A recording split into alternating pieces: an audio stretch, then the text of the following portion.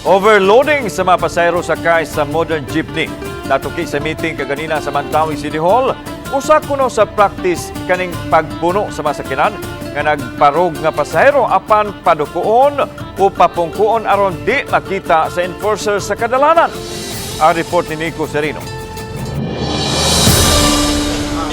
Video kini nga kuha sa usa ka pasahero sa modern jeep sa Mandaue City niadtong Lunes. Mabantayan nga dunay mga nagbarog sa tungang parte sa jeep. Asoy sa nagpost, pag-abot kuno sa may barangay Hagubiao, ang mga pasahero nga nagtindog, padukuon o palingkuron una aron dili sila madakpan. Kay matud pa, paghulagway sa driver o konduktor, kusog kunong manakop ang mga traffic enforcer sa Mandaue.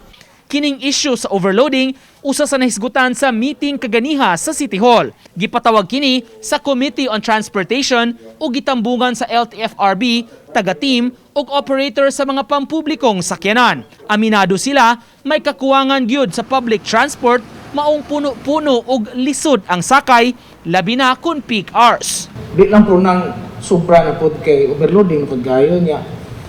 Niya na paagi ha matabangan na to nga magamay-gamay ang mga pasahero nga maglinya dag-atang sa nga makasakay. Apan pamahayag sa ubang operators, gidili nila ang pagpa-overload. Huwag yung may magpabarog, huwag yung may directives na pabarugon, kanang ibuhat sa mga driver, violation na sa mga palisiya. Wala gid may mosugot na anang pabarog.